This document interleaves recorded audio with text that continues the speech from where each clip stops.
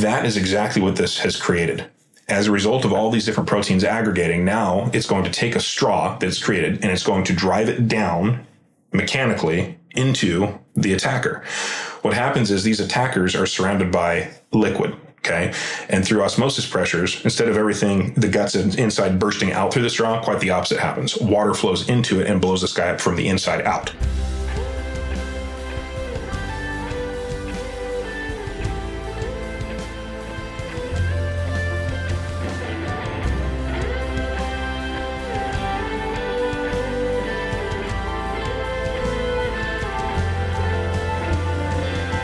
Ladies and gentlemen, welcome back to the It Stands Written podcast. My name is Braden, and today I have with me Gavin, and we also have Elijah back today. Elijah has not been with us since the Fruit of the Spirit series, so Elijah, it's really good to have you back. Glad to be back. Thank you, Braden. Yeah. So Gavin, today in our series on creation versus evolution, we are diving deeper into what irreducible complexity is. In the previous episode, we talked a little bit about it, but if you could just define what that means for the listeners, and then we'll get into why that's important. Yeah, for anybody who missed the last one, what I did is I asked this question. I talked about how the human body is composed of, roughly 10 systems if you look in a very macro scale.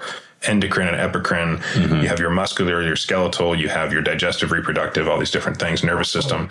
And what happens is through the, explanations that evolutionists have offered, all the things that we know came to exist through random mutations, filtered via natural selection. And of course, here we are today. So the question I asked was this: which of those systems evolved first? And in what order did they arrive? What was the last one? And as long as you think about it, you're going to find it's a dizzying problem, because if you just have all but one, you have nothing. Right. The body can't exist without all of them existing simultaneously. And I also focused on how the reproductive system requires a male and a female in the same time, in the same place. And if they miss each other by just a day, much less a million years, you have nothing. You can't reproduce. And there's a lot of factors involved there that make this impossible. So irreducible complexity is defined as a single system that's composed of several well-matched interacting parts that contribute to the basic function, wherein the removal of any of the parts causes the entire system to effectively cease functioning. Gotcha. So complexity, a lot of different parts, irreducible. You cannot reduce it. It all has to work together. For the system. Yeah, for the system to function. Exactly. So you'll notice when it's defined, it's a very carefully worded, very accurate definition. By the way, this, to give credit where it's due, we're going to talk about really a chapter out of a book that was written by Michael Behe some time ago called Darwin's Black Box. I've had to be careful because a lot of the guys who I've learned this stuff from are guys who I wouldn't recommend for theological reasons. Okay. And he's one of them. The stuff that I provided on the first episode came from another guy who I wouldn't recommend for theological reasons, but they're correct on the science aspect in many ways, with the exception of Behe, who's an old Earth guy, sadly. But anyway, he made a great case for this. And when he gave that definition, a single system composed of several well-matched interacting parts that contribute to the basic function. The word basic is critical here.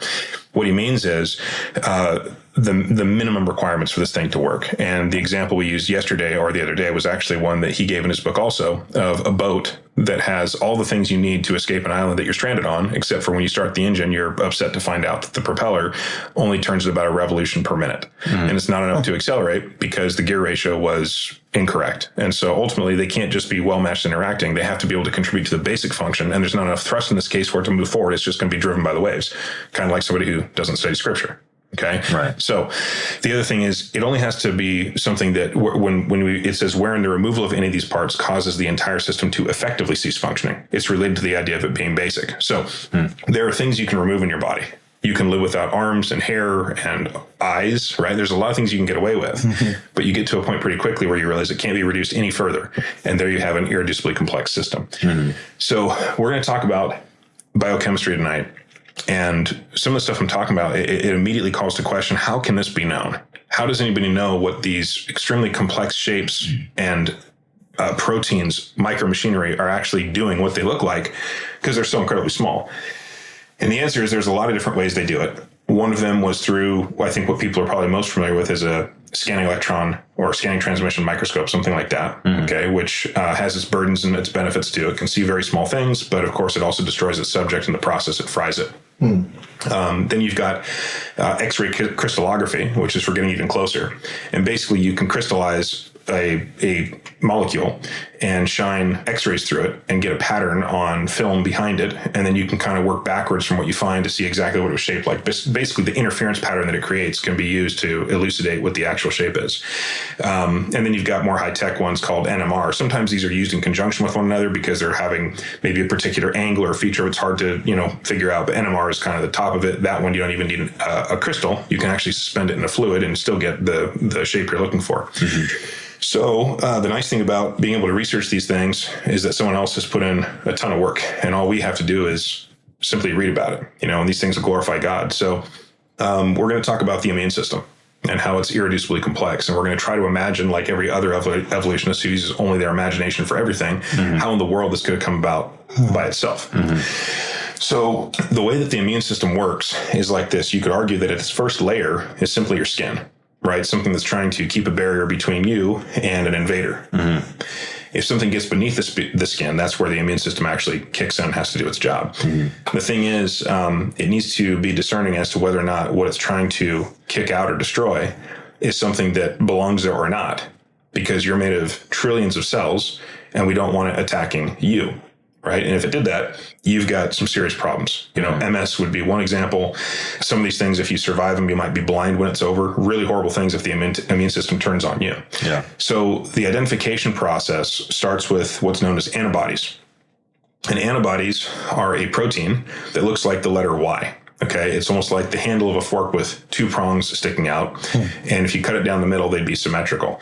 And these are composed of a couple chains, one called the heavy chain, one called the light chain. Heavy chain takes the inner portion and the light chain takes the outer portion of this letter Y.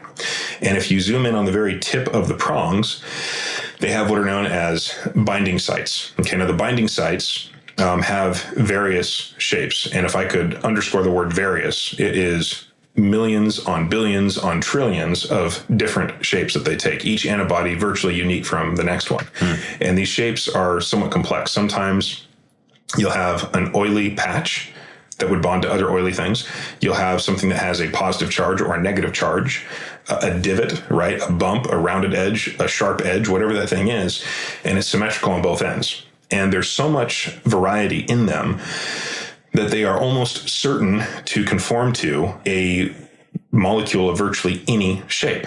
So as an example, if you look in this room that we're sitting in, there's a desk here, probably drawers, things like that we could look at and say, is there anything in this room that we could fit into it perfectly where there's no gaps? And it would be pretty hard. You could walk around the house and probably not find anything that's exact. Right.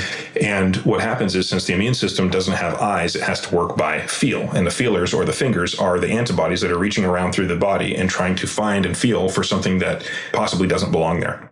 Now, there's a tremendous amount of diversity in those binding sites and what their shapes are.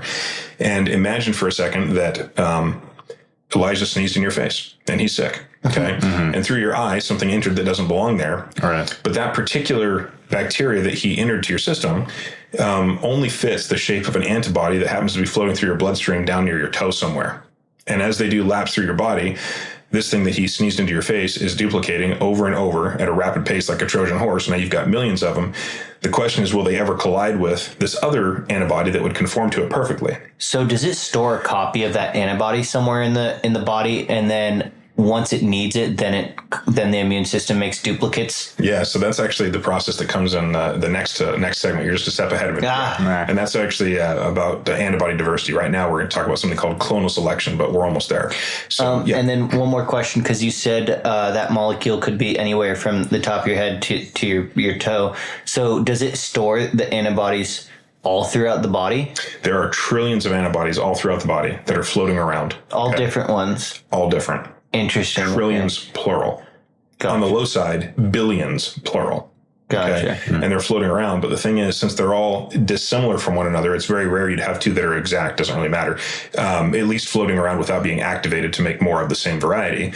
The odds of it colliding with that thing are relatively slim. And if it did collide with it, the question is, how would it then create more of itself that can grab all the rest of these duplicates that are now floating around as well?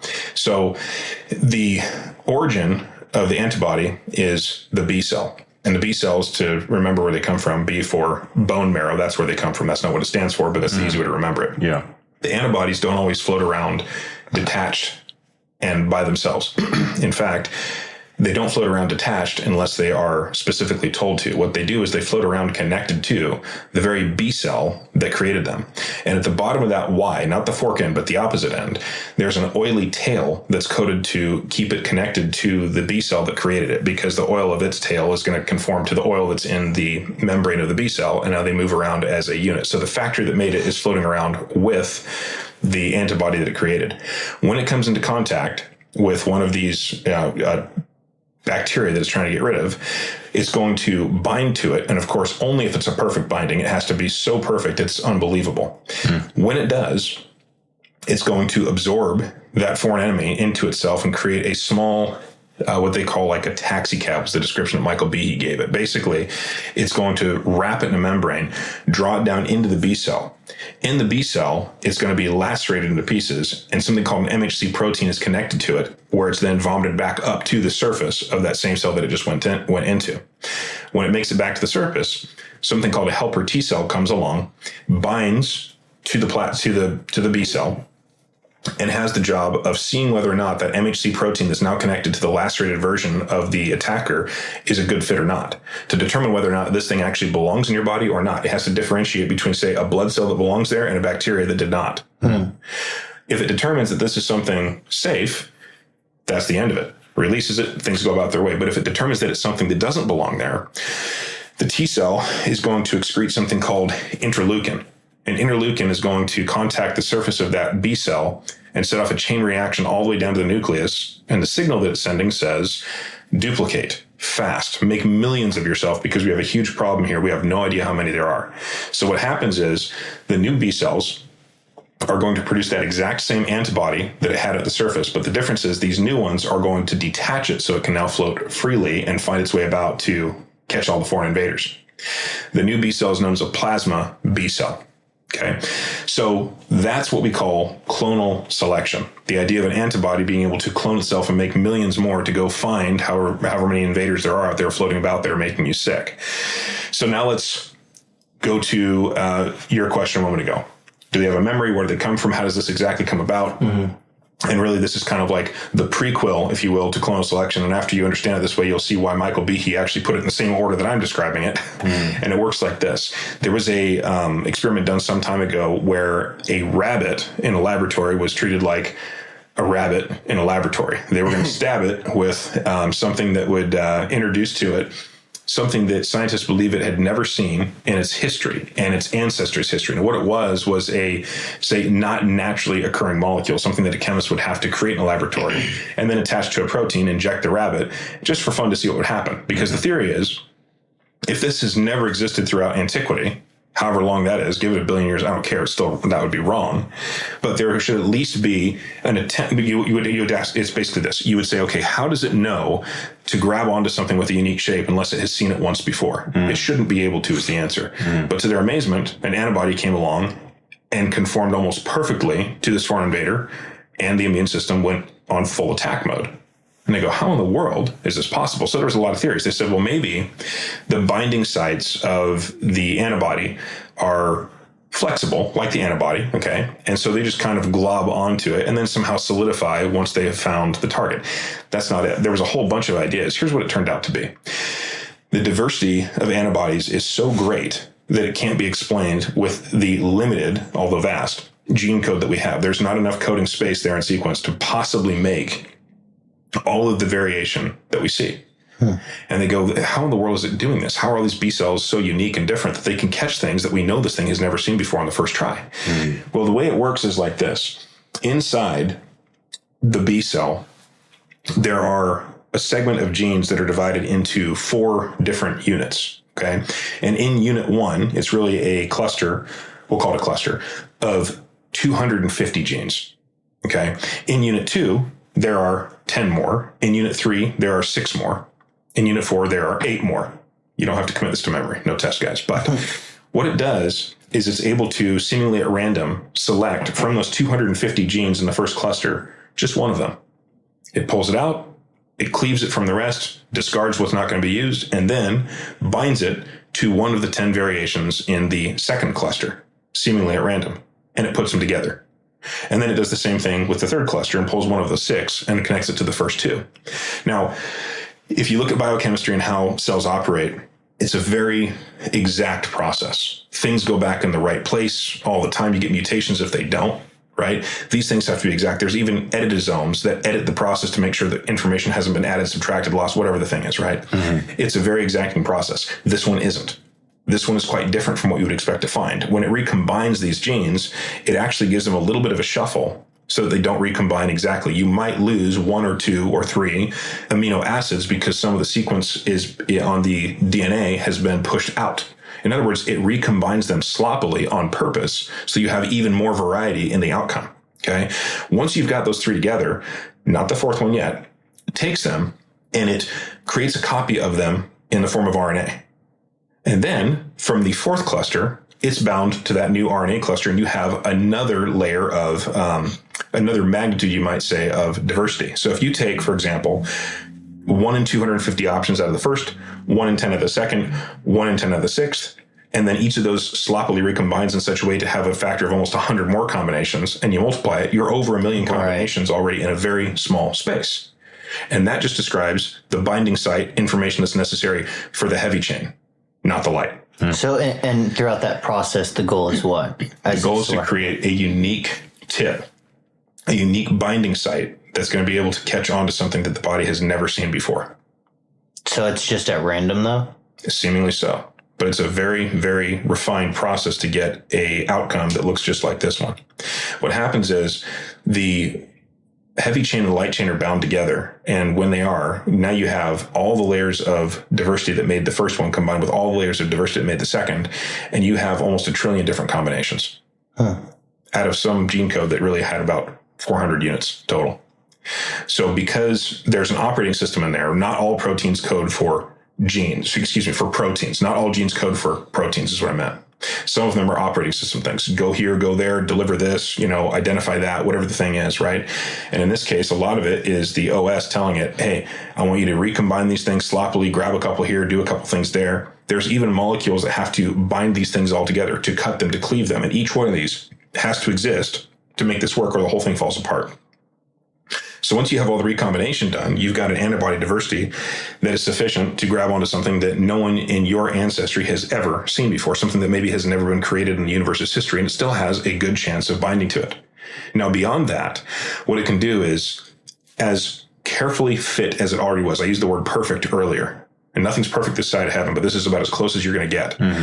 It can actually become more perfect than that because it undergoes something once it's bound to the invader, known as a somatic hypermutation. And what it does is it just slightly tweaks the existing shape of the tips of that to see if it can bind any tighter than it already is. So if you sample, say, antibodies that are doing the, grabbing on towards the initial part of a sickness versus the ones that are towards the end, latter days of it, you'll find that the latter days of it are actually binding more tightly than the initial. This thing is becoming stronger with time, literally, to make sure that it's more effective. We've talked about clonal selection, how they reproduce. We've talked about antibody diversity, how they came to be in the first place. And all that for background, guess what? We haven't killed anything yet, right? The antibody doesn't do anything except for grab onto an object and through a couple other processes, identify it as to whether or not it's a bad guy. Nothing's dead. So antibodies are the common sort of misunderstanding is that people say, antibodies are out there doing the work killing. Right. They're not. What they're doing is they're putting a tag on your back. Okay. It's like the kick me sign. That's all they are.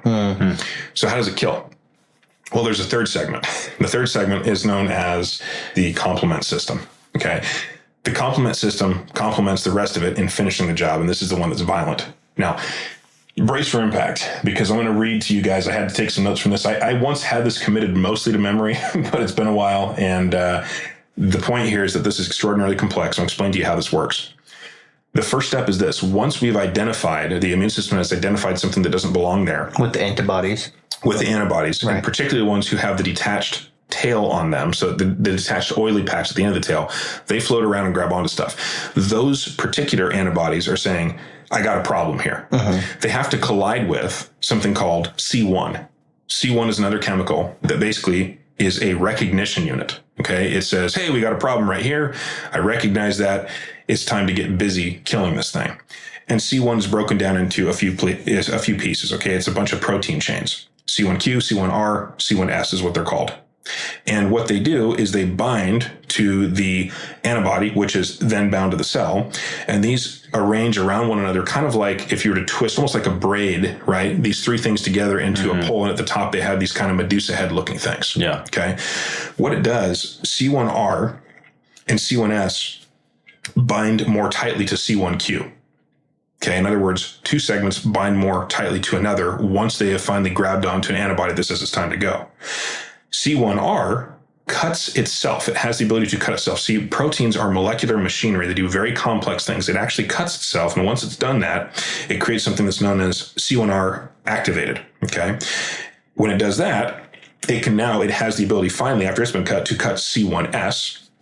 And they call that C1S activated. So one initiates the other, which initiates the other. There's a cascade effect, and one can't happen before the other has. So there's a timing, there's a sequence specificity. That's all part of it. What does cutting it do? Cutting it basically exposes new regions of it, and some of them, they do different things. So for example, some of these make it so that they can bind other chemicals that would otherwise float by and not pay attention. Yeah. The idea here is if they were just binding to everything, they'd be binding to things you don't want them to. And if they did that, not only would they be making attacks they shouldn't make, but you would sop up all of what's necessary so quickly that if there was a lot of invaders, it wouldn't be able to help everyone at the same time. Mm-hmm. So it has to choose very carefully when it's going to activate, and by cutting it open, it exposes the next segment to grab onto the next piece. Because what happens is there's a difference between this recognition unit and the one that follows. The next one's called the activation unit. Good segue. Okay. The recognition unit is one cluster. Right? Mm-hmm. It's C1 that's divided into those three pieces. The activation unit, however, has to assemble itself on site. Okay.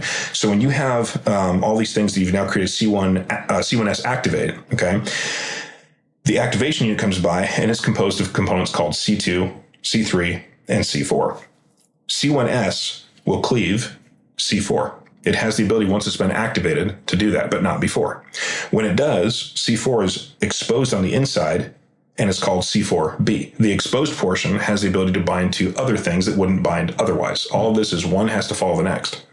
So the rest of the proteins have something to connect to as a result of C4b being opened up. And if it didn't, they wouldn't connect. They would just float by and look for more work to do. That's it. So then it cleaves C2. It goes back and cleaves C2. Once C2 is active, so once it's cleaved, now you have what's called C2A, C4B activated, and of course, just to make things concise, they refer to that whole unit as C3 convertase. Okay. From here, it goes on to C5, C6, C7, C8, C9, and you just get the point. These things happen over and over. They're extremely complex. They're timed very well. Some of these things have to happen quickly, or they'll just immediately fade off. Are those the attackers? They actually create what's known as the membrane attack complex, yes. And what it looks like is, imagine a straw that you would drink out of, standing up above a cell that it's about to thrust down into.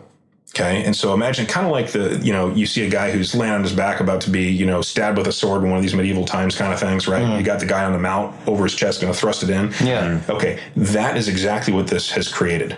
As a result of all these different proteins aggregating, now it's going to take a straw that's created and it's going to drive it down mechanically into the attacker. What happens is these attackers are surrounded by liquid. Okay. And through osmosis pressures, instead of everything, the guts inside bursting out through the straw, quite the opposite happens. Water flows into it and blows this guy up from the inside out. Mm. And now he's dead. Gotcha. Wow. It's not actually water, though. You said it was. It is water. It is water? Yeah, water is what's going to go in there and do that. Gotcha. Yeah. So the C2, C3, C4, that's the attack system building itself up to... Activation unit. The activation unit building itself up to attack the virus. Exactly. Gotcha. Yeah, whatever it's attacking. Yeah, whatever it's attacking. Yeah. Yeah, that's what it's doing.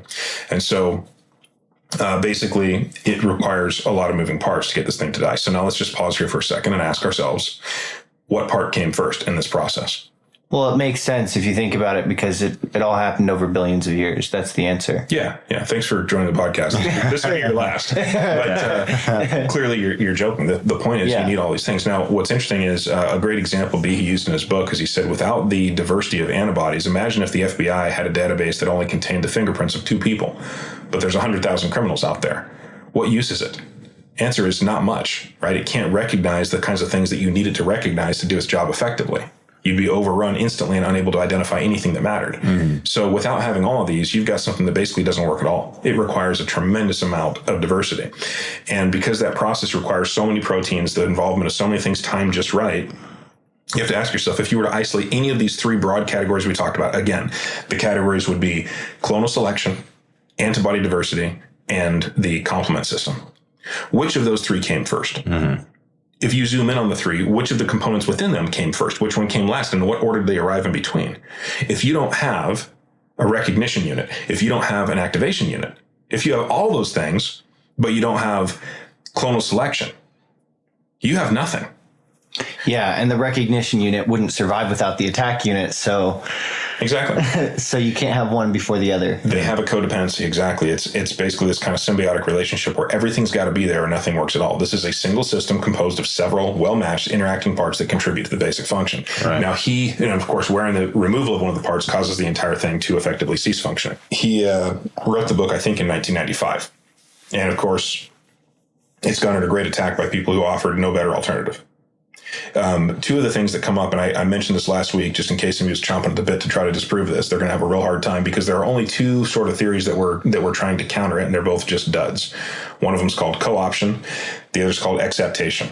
Okay, co-option is like this. Something can have more than one function, right? It's possible to use one tool to do two different things. And they're saying, so it's possible. You can imagine, of course, this is the word they'll use because they don't have an actual example of it, but you can imagine how along the way as it was being brought forth, thrust into existence, as it sprung forth. They'll use these words like this, right? It's like, yeah, just use your imaginations how this complex thing just came into existence one day all by itself. You can imagine how along the way these things might have had different jobs and maybe just became an immune system later. And you can use your imagination all you want. The problem is not only do you not have an example of it, but the more complex something becomes, the less capable it is of doing other things, right? I mean, on a very simple level, if I said, hey, here's a pair of scissors, I want you to drive a nail into this wall, right? You say that's not really the right tool for a job. I say, yeah, but you can see how, I mean, it might, through these small steps, it's like, no, it has to be a whole bunch of things changed all at once to be effective. This doesn't work. Yeah. Acceptation is a little bit different. It just basically says instead of having more than one, thing that it can do, it just changes into different things over time. So they're somewhat related, right? So one guy gave an example of a chronometer. So this is a very, very precise measurement tool for time. And when you're out in the ocean, you need that because it can mean a lot if it goes wrong for navigation. But imagine that you just jarred it a little bit, damaged the internal slightly. It may not be useful anymore as a chronometer, but it might be good enough just to be kind of a land navigating wristwatch. Okay. And so they're saying, so you can see how, with just a little bit of deviation, it's still good for something, right? Yeah. Well, if they're making the argument that you start with a chronometer, bash it up to get a wristwatch, we're going from more complex to less. Are you saying that somehow, that's a great example of why evolution doesn't work, actually. Yeah. It's a great attempt to, discredit us and in the process credit us. Yeah, and evolution is all about getting better and stronger and better at surviving. And these are the examples we're looking for. So Michael B., he had said, hey, if you're a geek, and of course I am, he said, if you're interested, study this stuff further, go get a book on immunology. So I bought one years ago. I bought Kubi, Kuby, Kubi's Immunology. Really good book. Okay, they have a new edition every year, just so you'll have to buy another one if you're a student, right? The first page of it says that the immune system evolved to, and then I think it said something like, protect you. I don't know. But it said it evolved. Well, I went back to the index and tried to find where else it talked about evolution. The answer is that was the only place it was mentioned in the entire book. We're just supposed to believe that. No evidence for how it happened. Nobody who's tried to discredit Behe since has ever come up with anything. It's a false basis. Yeah. Completely. So the point is, there are millions of irreducibly complex things in millions of different organisms in these small things. The immune system, you don't think about it that much as a system, right? You don't consider it one of the big 10. Because hypothetically, if nothing ever attacked you, you wouldn't need it to survive, right? But it actually is a system, and it couldn't have come about through small steps, or it would have been worthless all along the way. They required one another, all the parts at the same time, for this thing to effectively function. The Bible says, in the beginning, God created the heaven and the earth, right? He says that he created us. He says he created the sea, the heaven, the sea, the earth, and all that in them is. And if that's true, that would include the irreducibly complex immune system. Yeah. We have absolutely no reason to doubt that God did this, just like he said. It's funny. Jesus actually said, have you not read, camp on that just for a second. Have you not read, in other words, get in your Bible. Yeah. That he who made them in the beginning made them male and female. He actually placed it in the beginning to say this didn't happen later, didn't come about through a long, slow process, male and female. Okay, well, it's a good thing he did that at the same time in the beginning, because if you had a male without a female, you'd be the last of your kind, right? He's just saying, look, I did it. This is an explanation that requires very little faith to believe, truthfully. It takes a whole lot to think the alternative. So this atheist thing where they concoct anything but God, you know? So that's irreducible complexity in a nutshell. And, forgive that it's a little bit more complex, guys, but that's something that I think is worth camping on a little bit. And you'll start to see it in things that you just observe. Once you've kind of considered this, you'll be able to see it in all kinds of things and think, yeah, you know what? What good would my circulatory system be? Yeah. If the path didn't complete itself, if it was just too skinny, for example, it wouldn't be effective. It wouldn't function right. If I didn't have the heart to pump the blood through, if I didn't have the blood for the heart to pump in the first place, if I didn't have the plasma to carry the blood, you just start thinking about these things. And it's like, before you know it, you just start thinking, evolution's not just dumb, it's evil. You got to try really hard. Someone once said to me, you have to really shake your fist at God to deny creation. Right. Yeah. And by the way, I used to.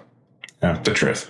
So anyway, we're without excuse. If you look at Romans, what it says is that the eternal Godhead, a lot of his attributes are known by the invisible, by the things that are visible, but by the things that are made, we can know about the invisible God. It's clear from just looking around us that he's beautiful. Yeah. Okay. He's infinite, right? Without picking up a Bible, you can come to those. You can come to those conclusions. He's creative, right? That's who we serve. Yeah. So. Amen. Yeah, and I think there's 2 different verses in the Bible that say, "The fool says in their heart, there is no God." Yeah. So the atheist, the person denying God, they're gonna, they're being foolish, and they're gonna do anything to try and justify that and take that away. One of the coolest things too in Romans 1, which you were just talking about, saying his eternal attributes and divine nature have been clearly seen throughout all of nature. But it also says a few verses away in there that professing to be wise, they became fools. Yeah. And the biggest profession of wisdom today is what science is based off of, which is evolution, which is completely foolish. Yeah. Yeah. And of course, going back to episode 1, remember, they'll misuse the term science. Paul warned Timothy to avoid vain and profane babblings and oppositions of science falsely so called. Evolution is not science. Science is knowledge derived through observation. Yeah. None of these things that fit into the first 5 categories of the 6 that we can break evolution down into have ever been observed. You have to believe them by faith alone. So the goal, of course, is always to sort of position science against the Bible. And in reality, science doesn't have anything to say against the Bible. It only conforms to what the Bible says about what we should find. It's accurate 100% of the time. No exception to that, Yeah. So. Yeah. Well, Gavin, thank you for breaking that down and explaining just the depths and the detail. And that's the beauty of when we study creation, is we see how complex God has created things. And just to know that is happening within us through billions of people across the world, and he is in control of that, and he is guiding that. It's just beautiful, and it really glorifies God. Definitely. And at some future point, we can go a layer deeper if you guys are interested. Basically, we didn't even scratch the surface of how these things worked, because if you think about it, all of the things that were orchestrated in what I just described came from the DNA. It was written in how to behave, and there's something called specified complexity. If you don't think this put the nail in the coffin on Darwin, specified complexity is a behemoth. It does it so much more. Yeah. And we can get into that sometime down the road. But thanks again, guys. Yeah, of course. Well, listeners, hope this was encouraging to you guys. We thank you for listening to this episode of the It Stands Written podcast. And Lord willing, we will see you on the next one.